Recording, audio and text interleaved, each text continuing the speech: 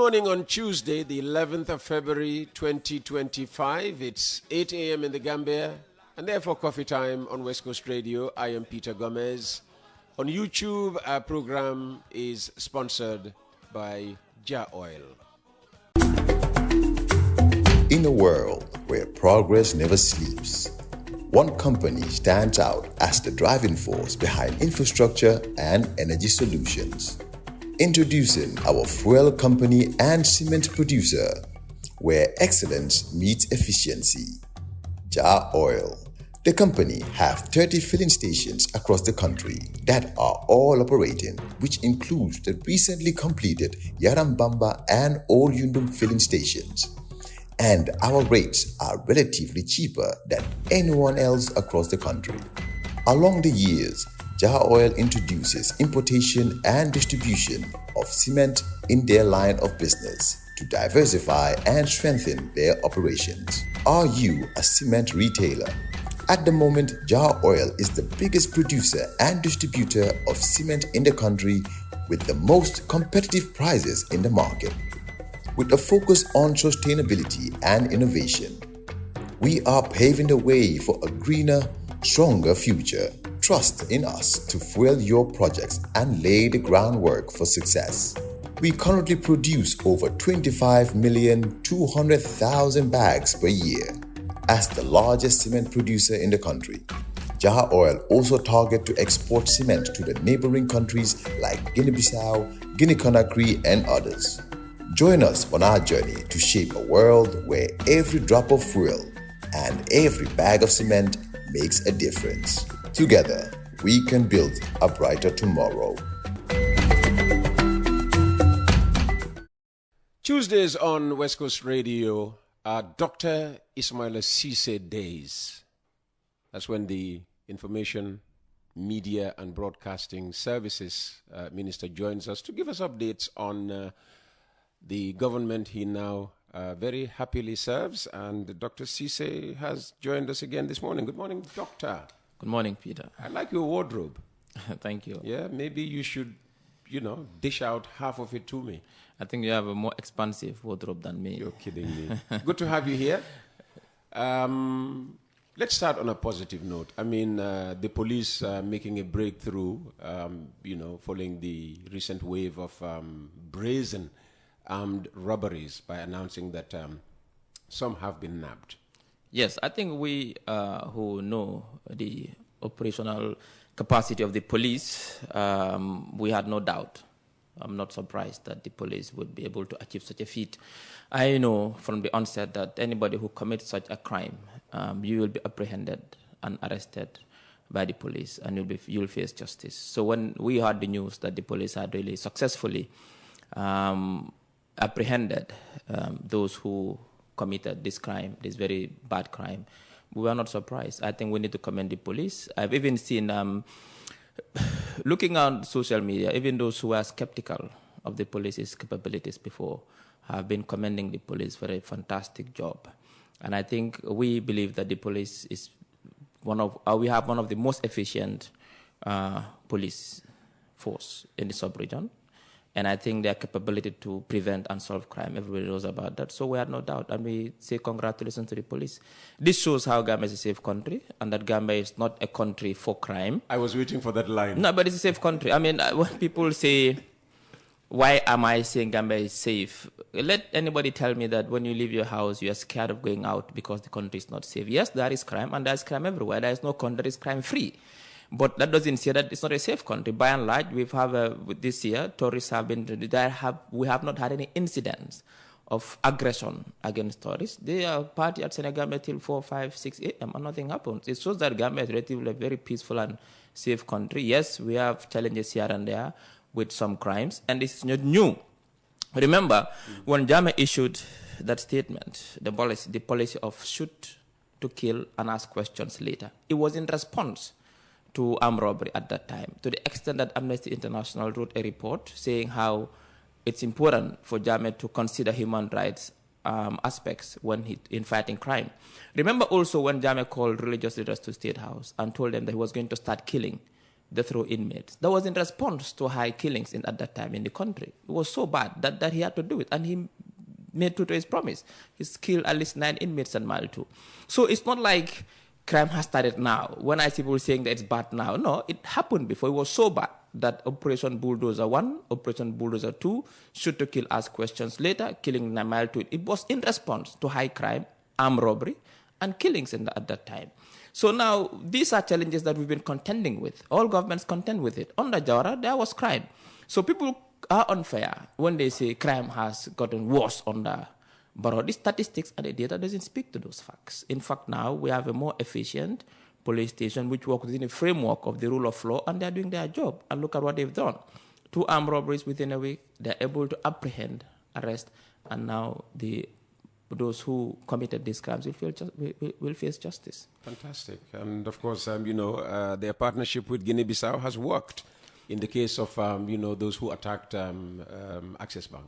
Yes, of course. I mean, these are African framework, a regional framework, whereby I think we have it with Senegal as with Guinea-Bissau. Also, Guinea-Bissau, if they have people who perpetrate crime in that, when they come to the Gambia, we'll find smooth ways to, how do you call this again, I forgot this word, but to send them back to Bissau so they can face justice within the rule of law. Okay, all right.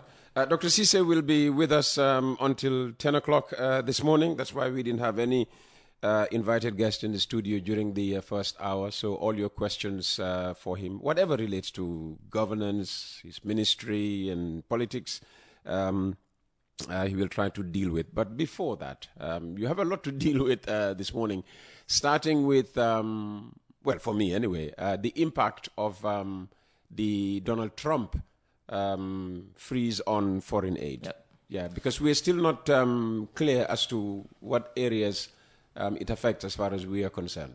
Yes, obviously there was an executive order by Trump that all programs globally that are funded with American aid will suspend for 90 days. What they want to do is to assess whether these align with America's foreign policy. Quite understandable. But it has affected the Gambia in some ways. I think one of the ways is energy sector. Remember in 2021, the Gambia signed a threshold program it's called the MCC, the Millennium Challenge Corporation, worth $25 million grant support for the energy sector. This has been suspended for now.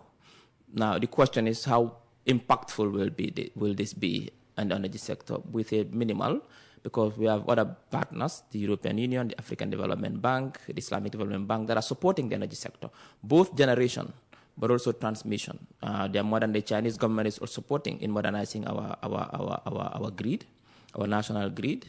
That is our transmission lines, so that they become modernized and more efficient and more effective. But also we're working with the European Union, the African Development Bank, to find alternative ways of generating energy, green energy. By the end of 2025, we're hoping that 200 megawatts we will be able to generate using green energy. So yes, it will impact, but I mean, to what extent, I think it's not very, that is only $25 million. The justice system also will be affected. Ministry of Justice has said that it will affect the implementation of the TRRC recommendations, particularly in the justice and accountability component, which relates to prosecutions. That's not good. Not good, but like I said, sometimes you need to have certain challenges for you to find alternatives. And remember, it's just a suspension as well. It's for 90 days.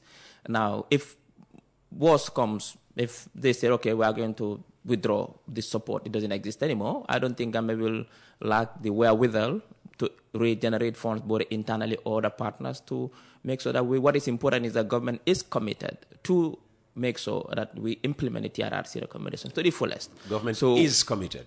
Highly committed and is working towards that. So whatever happens with the US support, it doesn't matter that much. We are going to make sure that this is done. It's our responsibility, and we owe it to the government people to do it. How we are going to do it, that is up to us now to go back and re-strategize and see how we are going to do it. But that support is now suspended. Now, with environment at the Ministry of Environment also, it affected what they call the LDC Initiative for Effective Adoption and Resilience Project. LDC means the least developing countries.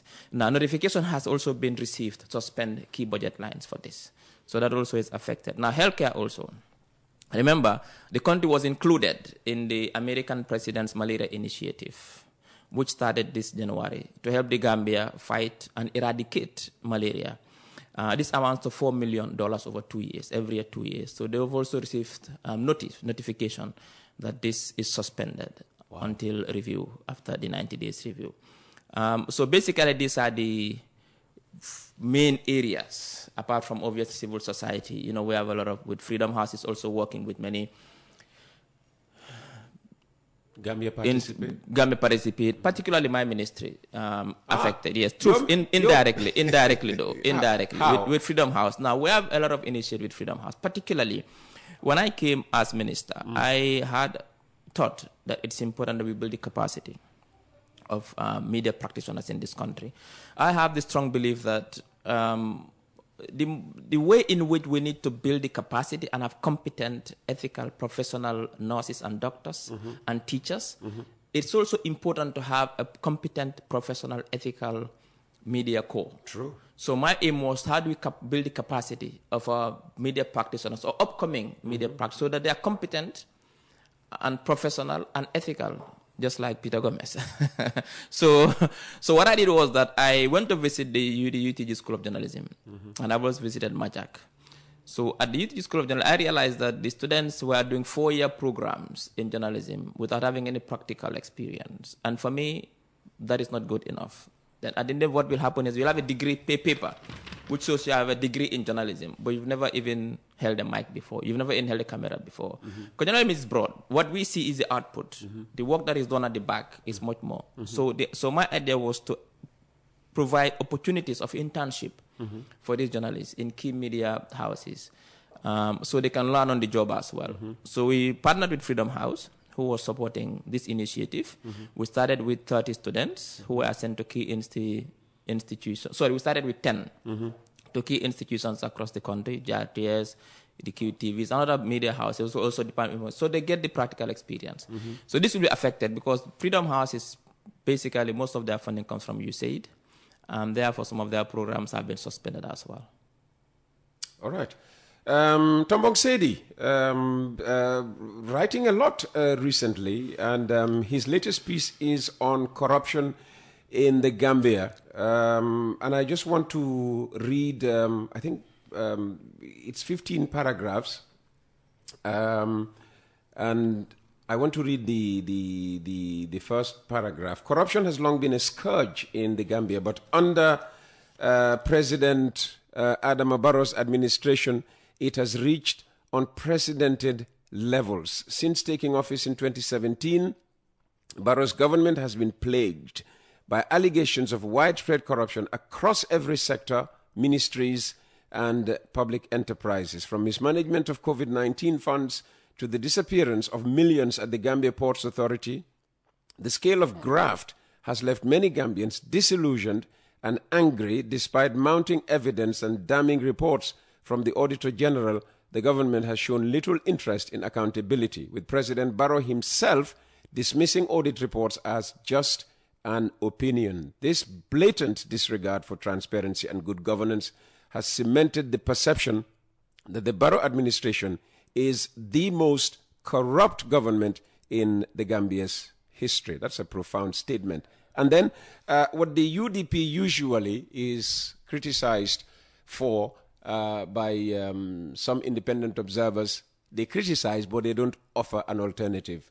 To me, this piece does offer an alternative, because it says, a UDP government will strengthen the anti-corruption institutions and appoint a no-nonsense anti-corruption czar. Recommendations and reforms will be implemented to improve transparency and accountability. Public procurement processes will be made more open and competitive, and whistleblowers will be protected and encouraged to come forward. Civil society and the media will be treated as partners of government, for they play a crucial role in holding the government accountable, and their efforts will be supported. I'm sure you saw this this article. It's all over the place. I read this article written by a certain Sedi. I can't remember the first name. Come on, you know Tombong Sedi. So, but first of all, it's false. You know Tombong Sedi. The statements are false, and Don't you know Tombong Sedi? The recommendations profiled are just mere platitudes. They are not practical recommendations. Now, I think, Peter, we need to be very honest with each other as a country. If the Gambians want a government that will replace His Excellency's government, which I'll come to the measures he's taken to fight corruption. It's not the UDP. If you want to see corruption at its core, have a peep into the UDP, councils and municipal and they run, you'll see corruption. How can such a party, whose people preside and oversee over massive corruption in the councils and the municipalities they lead, they don't have the moral authority to come and preach about corruption in this country? Look at what's happening in the commissions of inquiry. In fact, the UDP, through their leadership, was very adamant in having this commission going on. This commission was supposed to tell us exactly what is happening in the councils. And they refused. They say it was witch hunting. So how can someone who's providing transparency, a party, refuse to have a commission of inquiry that is going to uncover corruption in this country? They mean they're not serious in fighting corruption. You see, Peter, UDP has no alternative.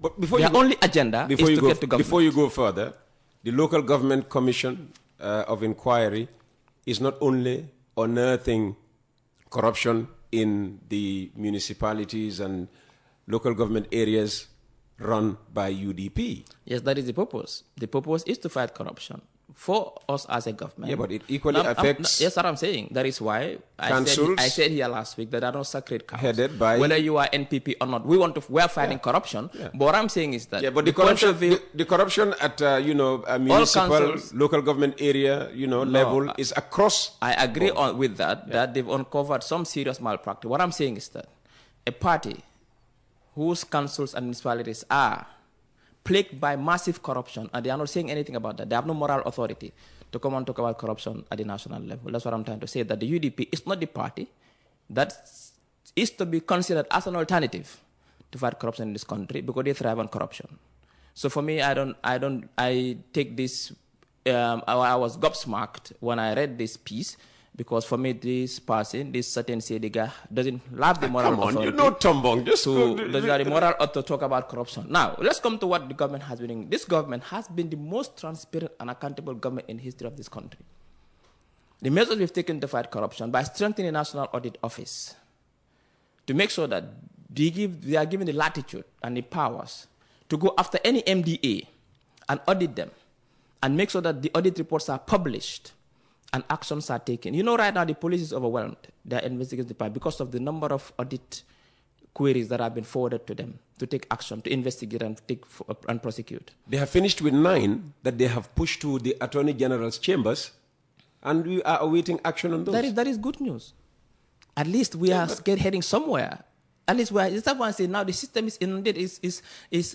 We've been overwhelmed with this. If the audit office wasn't working, if the fight against corruption wasn't working, we wouldn't be finding ourselves in this situation. It means the government is doing something to fight corruption. The Procurement Act has been amended. It's been more robust now. It's very difficult now for people to cut corners through procurement. But the most important thing is that we have, for the first time in the history of this country, brought in a law which is called the Anti-Corruption Act. For the first time.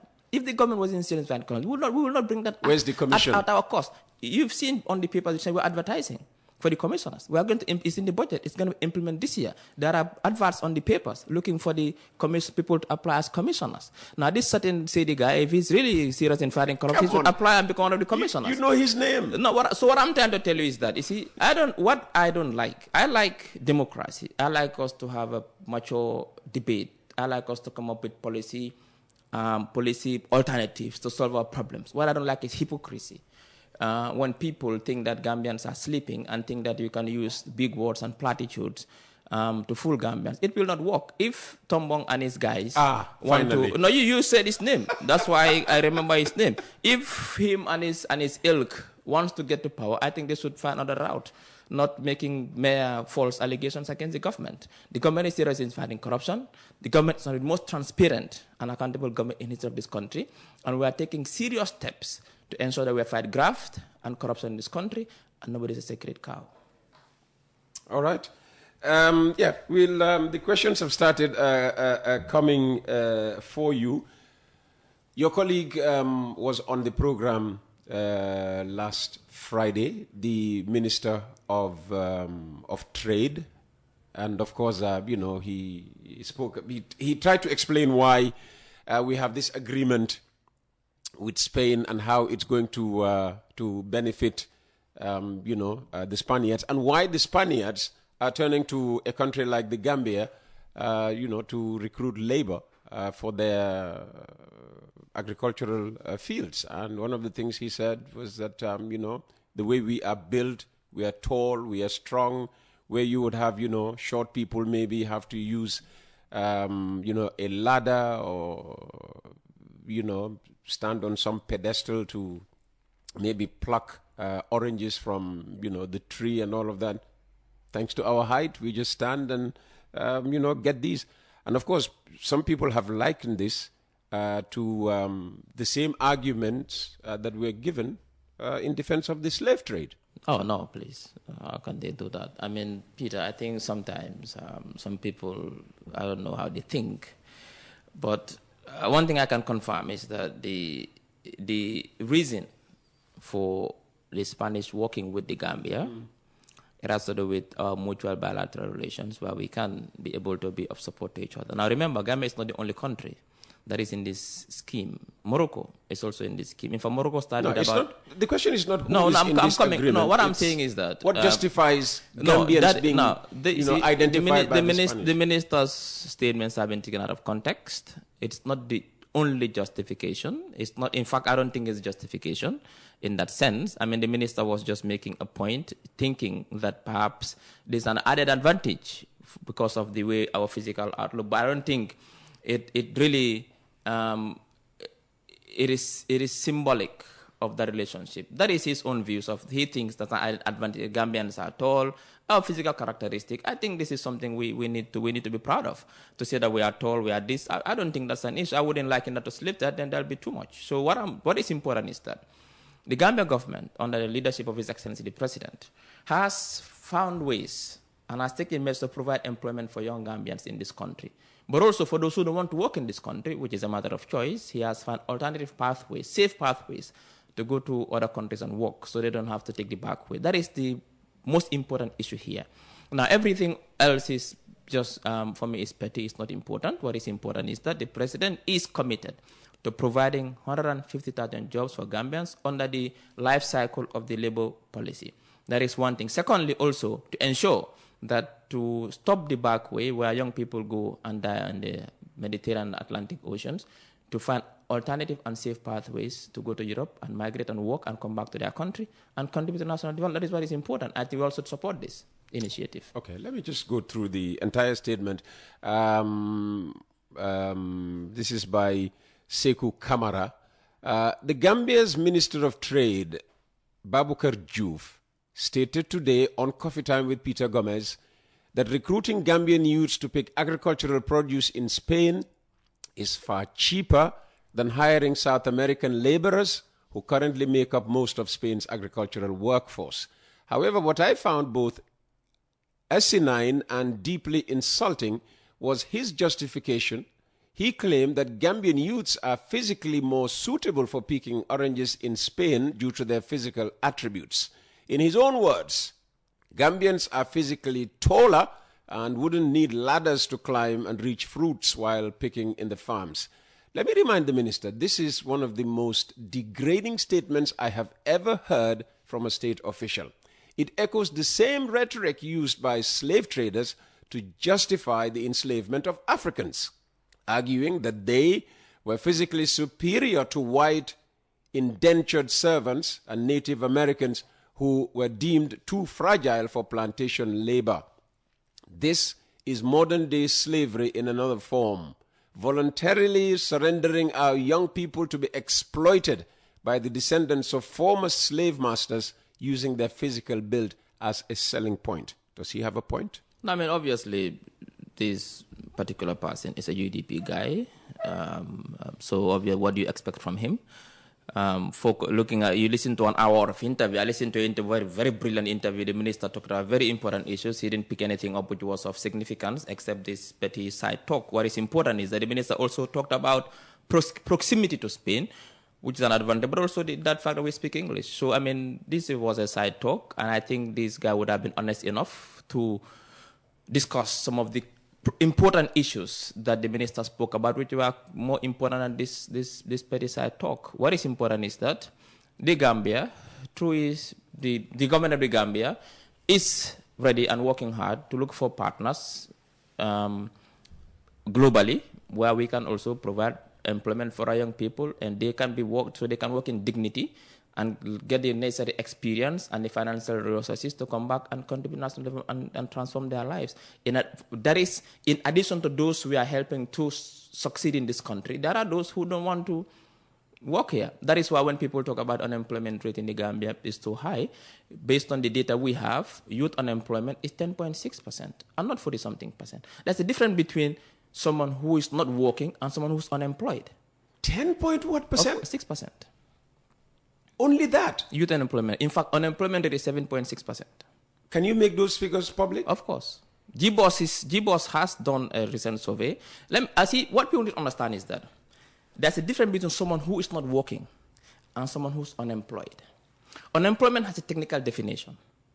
If the four of us are sitting here, me and all of us are not working, but me and you are constantly for the past 4 weeks looking for a job and are ready to go into the job market, we are counted as unemployed. These two who are doing they are not unemployed. They are not working. They cannot be counted in unemployment rate counting. That is how unemployment is measured. That is, someone who is not working, but constantly for the past 4 weeks searching for a job and is ready to go into the job market.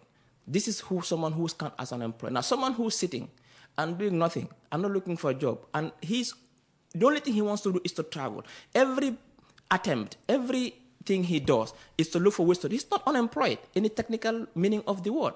But also, when they count the unemployed in Gambia, they count in the youth bracket, 15 to 25, 15 to 35. Someone who's 15, 16, 17, 18 is in school. They can be counted as someone who's unemployed. The president wants to talk. No, but they count them as unemployed. So that is why what I'm trying to tell you is very important. The youth unemployment rate, based on the right statistics, is 10.63%.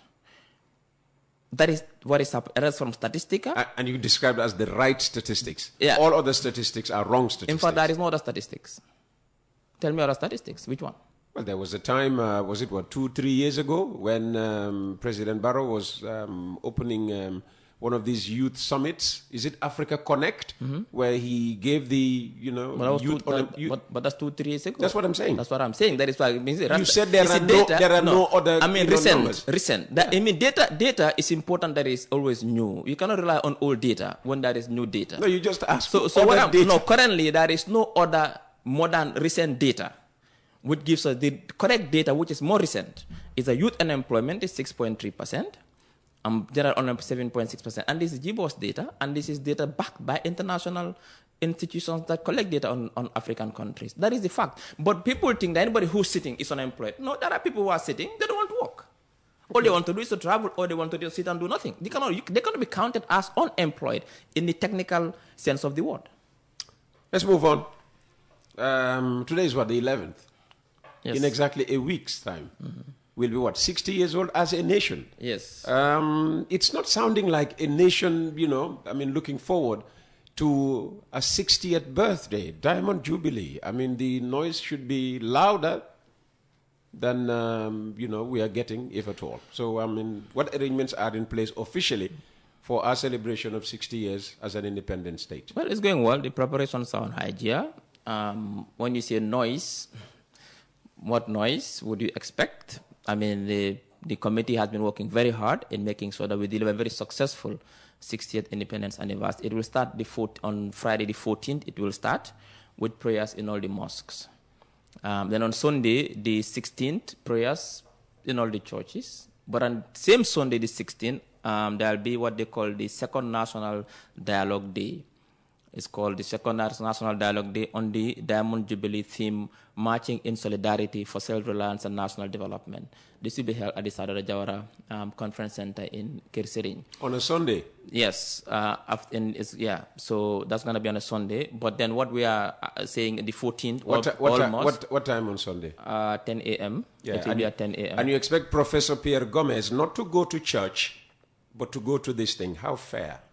Well, I'm not sure about the rationale, but I know what I'm giving you is information I get. Yeah. That these are the activities. That on Friday the 14th... That's when we go to worship. On Friday the 14th... Between 8 and 12 every Sunday is when Catholics go to church.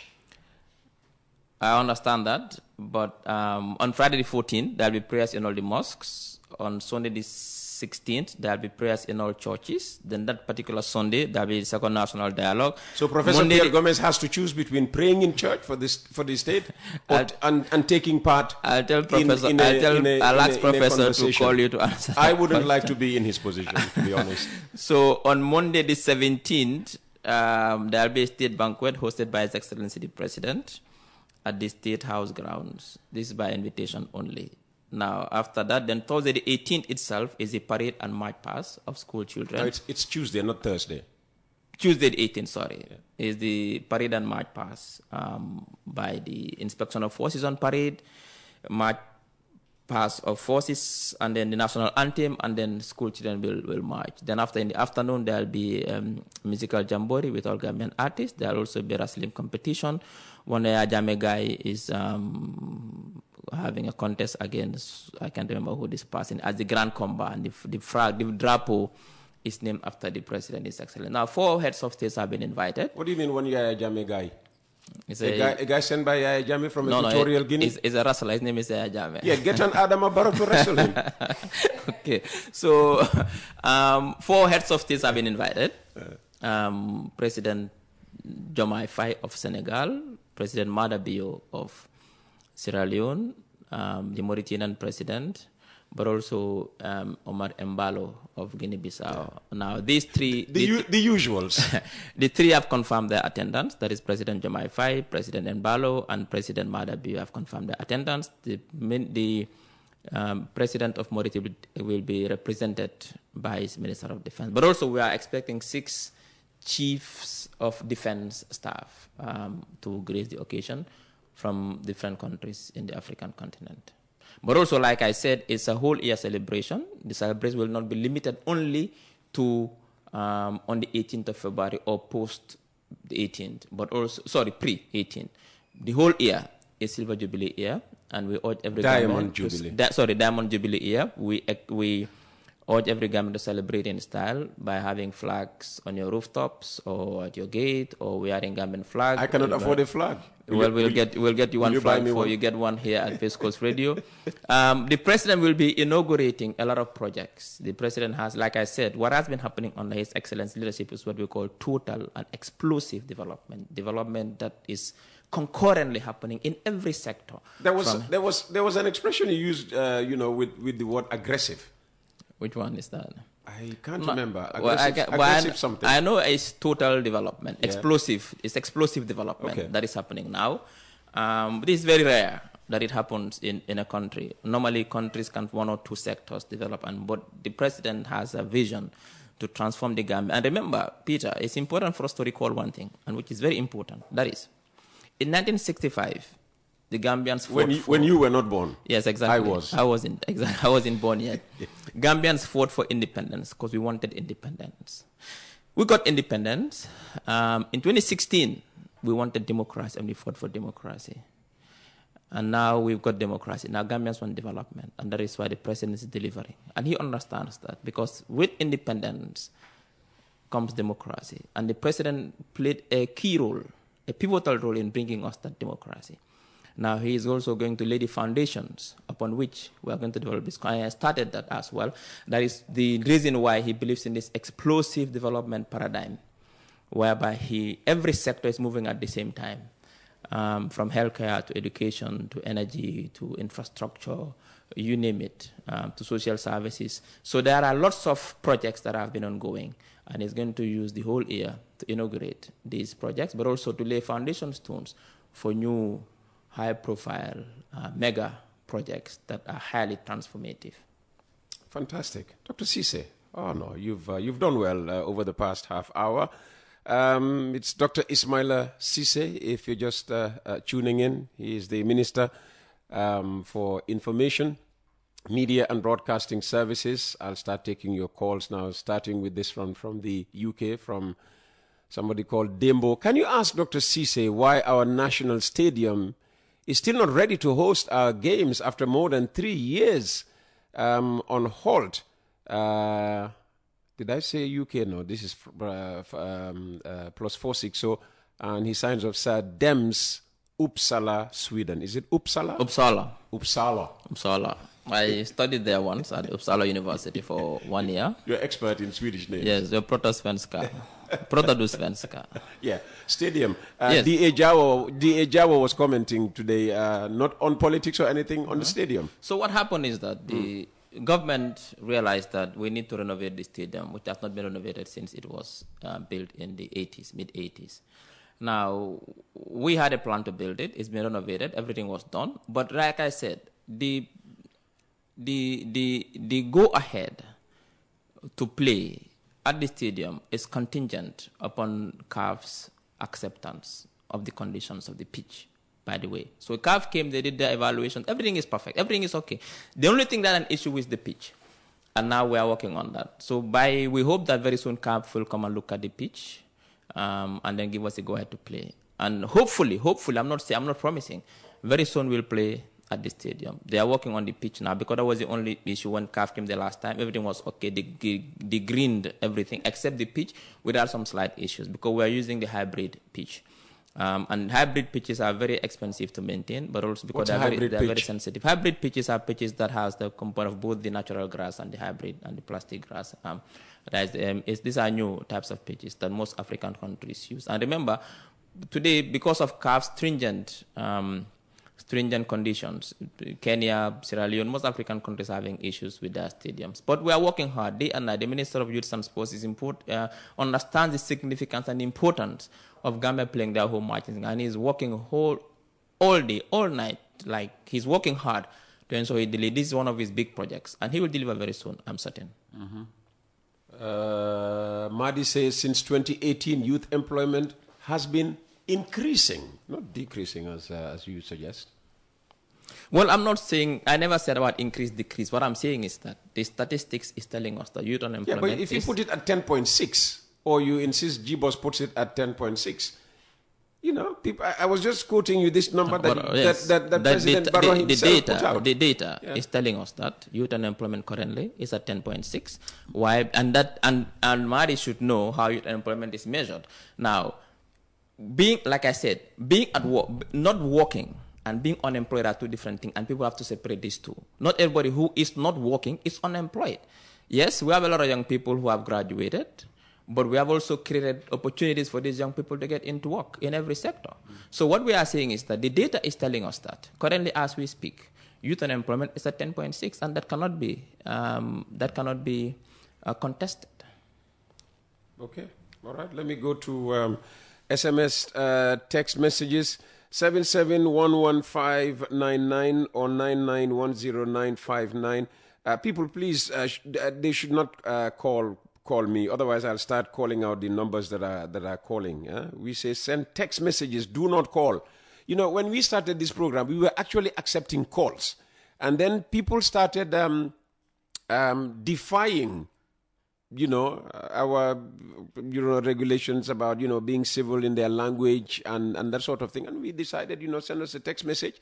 If you are rude in a text message, we just don't read your text message. All right. Coming from a descendant of slaves, no, this is again I can't go on with that one.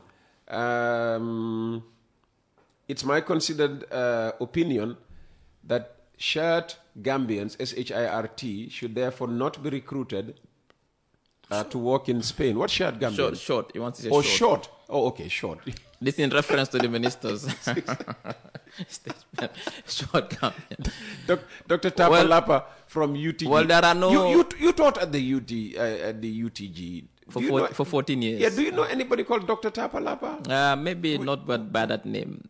With a nickname. Maybe that's This guy has been texting ever since the days of the 2 E's. It's a pseudonym. It's a pseudonym. Pseudonym, yes, nom de guerre. So what I'm saying is that there are no restrictions when it comes to the recruitment to Spain or the selection criteria to Spain, and this needs to be very clear, Peter. The selection will be done by a task force of people, including the Spanish government officials, and they have a selection criteria. However, physical attributes will not, I'm not aware of any criteria based on physical attributes. But what I'm saying is 50 to start with as a pilot. I know that the government still negotiate, could be more. What is important is that in response to his question, physical attributes are not a criteria. Can the minister inform listeners what happened to the central bank staff who were caught with large sums of foreign and local currency near Genoa? They've been charged, and they are reporting to the police on a daily basis. Now, the reports that the case was suspended is false. The case is not suspended; it's still ongoing. They've been charged, and they report to the police on a daily basis. The case is still ongoing. Investigations are still ongoing. Hi, Peter. Good morning. I'm Sidi Kusuno from Faraba Banta. Well done to the Gambia Police Force. Our problems are not the police, but those judges who will let these people back onto the streets after 5 months or 1 year in jail. Government should make security their top priority. If not, forget about development. Well, security is government's top priority. That is why we are investing a lot in security. That is why we give all the support to our men and women in uniform. Because we want to ensure every Gambian is safe. Because Gambia is a tourist destination, and one of the criteria for a tourist, you must be safe. That is why we have a lot of tourists, particularly this year, because of we are safe. We are giving the support to the police, and we commend the IGP and his entire team and the Minister of Interior for doing a fantastic job. I think Gambians should know by now that we are a very professional, highly competent police force. If we are able to, within a very short period of time, solve high-profile crimes like these two armed robberies, it shows the competence that is inherent within the police force.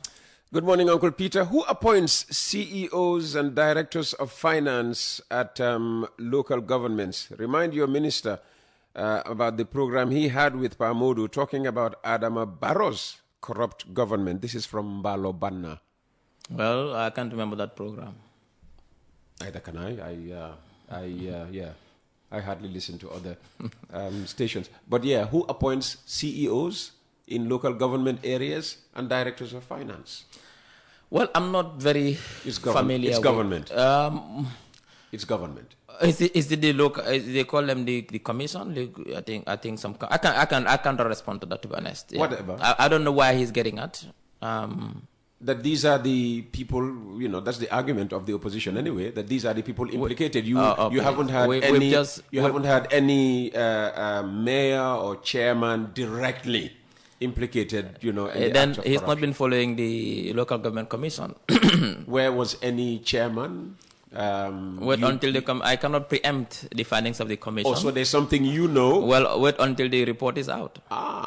So there's a report? Wait until they are done with their report. They are still ongoing. You seem to be privy to No, what I'm saying is that the commission is still ongoing, but so far with the testimonies, what we've heard, there is massive corruption in UDP-led councils and municipalities. No, the statement here is, until now, no mayor, male or female, or chairman has been directly implicated in any of those corrupt practices. Then he's not been listening to in particular, the Mbalit project. Even people familiar with the case testified it was a bad project. It was morbid corruption.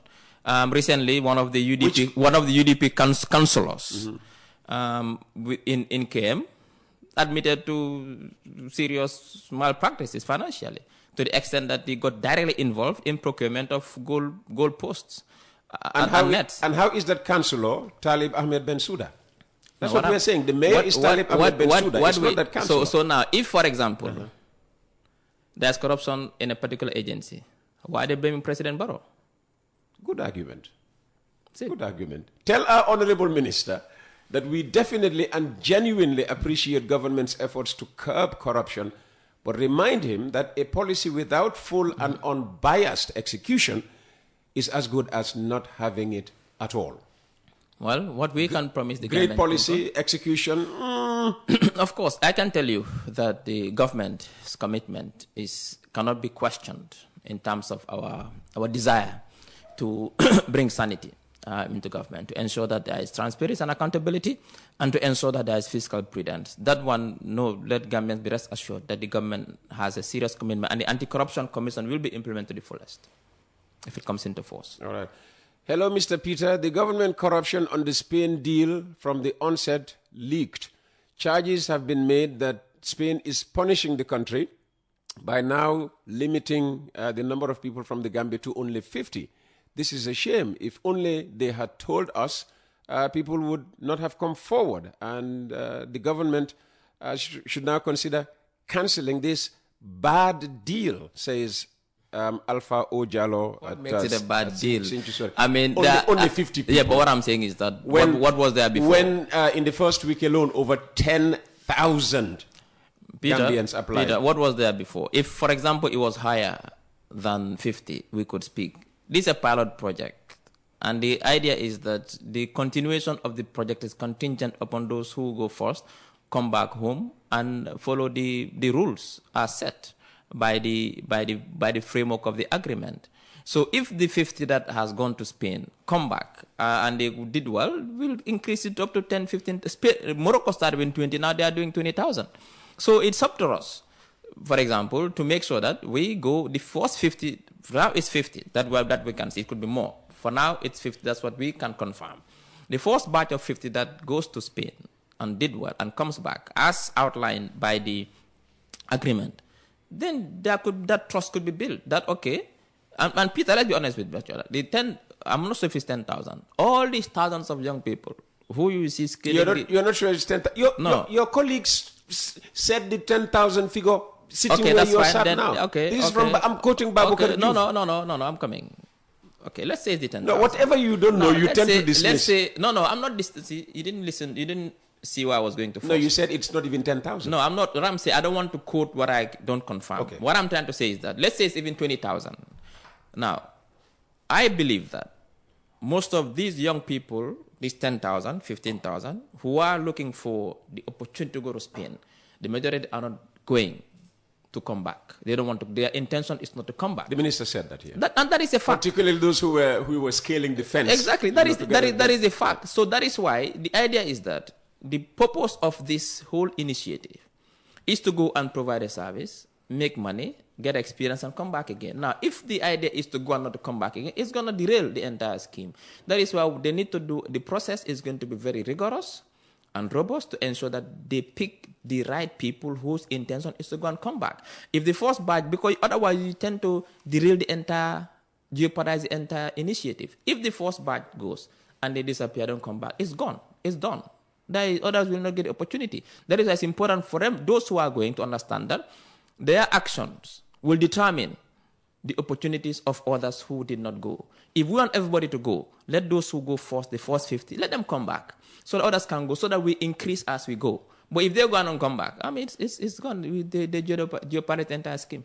Good morning, Uncle Peter. Please tell your guest to verify information he shares on social media to avoid disgrace. A bag of onion is $1,350. That's $1,350, and not $500, as he alleges. And he needs to know he isn't above criticism or the government he serves.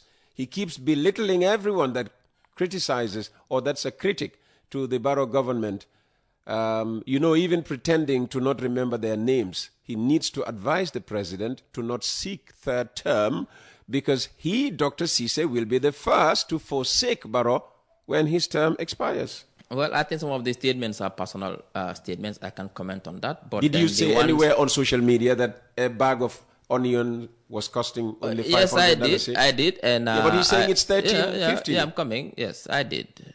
The information... Almost three times the amount you... Yes, so what happened was that the market for onions is very volatile. And the price changes very quickly. So you put in 500, the next minute it changed the last time I checked, the information I got, it was almost 450 to 500. not know it has changed so quickly. I was having a discussion and said, look, prices have gone down, and I think the bag is a good dollar price. But listen, anybody who is in the media talking, you make mistakes. You say things, it's not like it's intentional.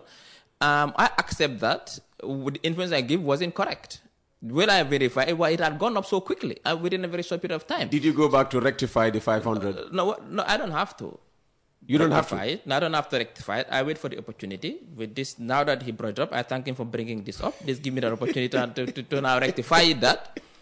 The claim I made of 500 was based on information I had then, and it wasn't true. And now I'm retracting to say now that is not the case. And I apologize to anyone who thinks that I wasn't informed. I will never have an intention to misinform. In this day and age, you cannot misinform anyone, because information is out there. So why would you do that? Why would you do that? I mean, people are not living in caves anymore. People have access to information. But again, like I said, when we speak sometimes, we are human beings. We are not faultless. You cannot speak for 365 days in the year and you make no mistake. Then we need to really look at you again and see whether you are not a robot. So I made a claim, which later, when I got the right information, realized that the information was incorrect, and now that, I mean, we move.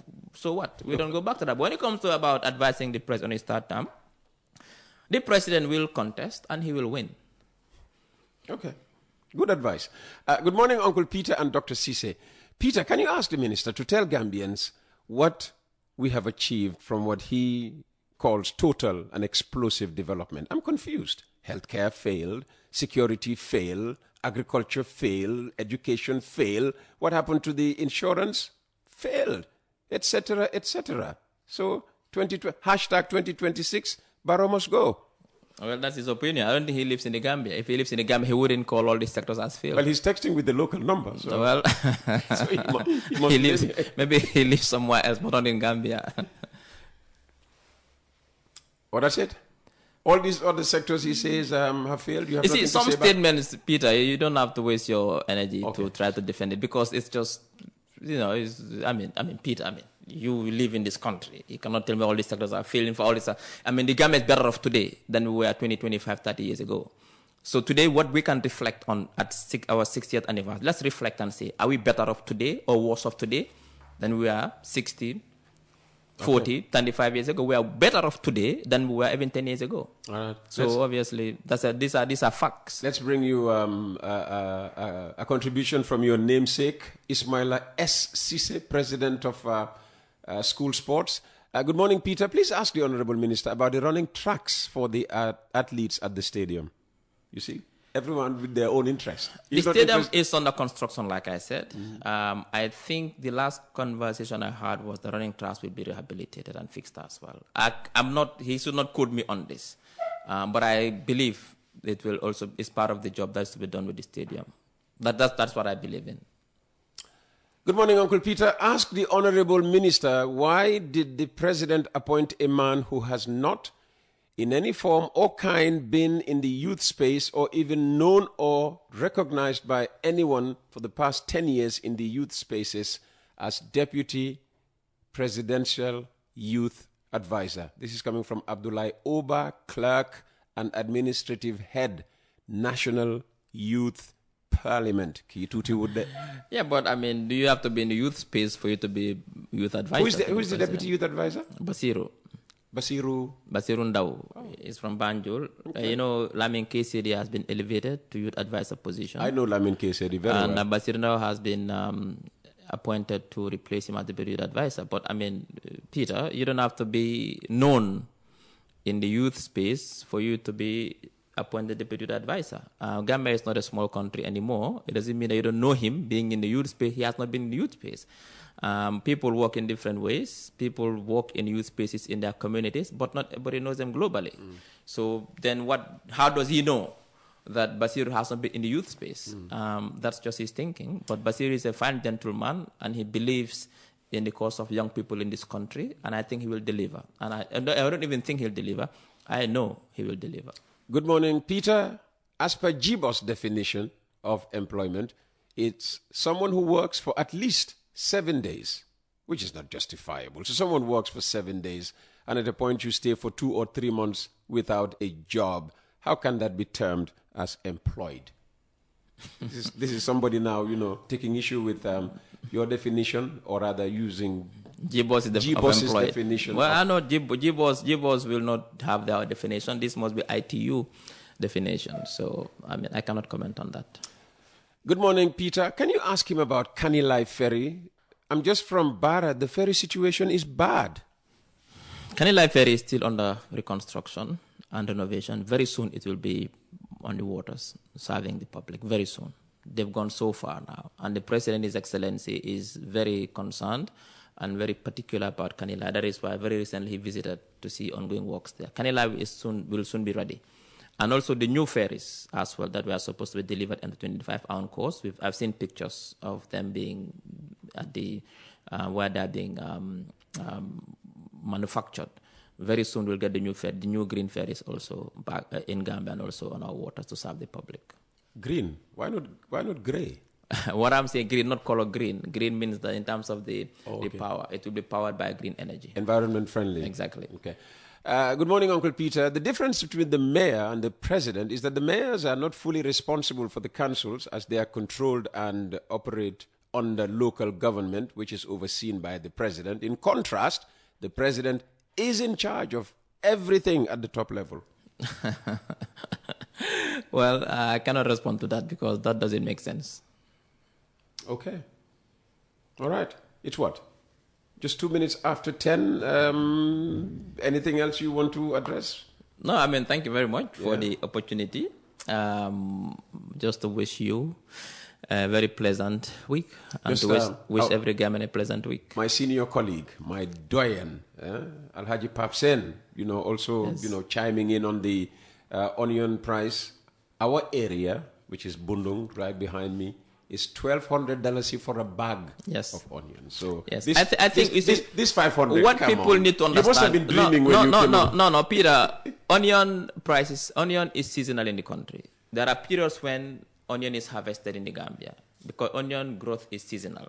When it's harvested and the market is flooded with local onion, which converges with market that shoots the price down. So that was a period when it was $450, $500, and everybody knows. Nobody can deny that it was. Okay, now you can say it is not, but nobody can. It never was at $500. That was the point I was speaking from.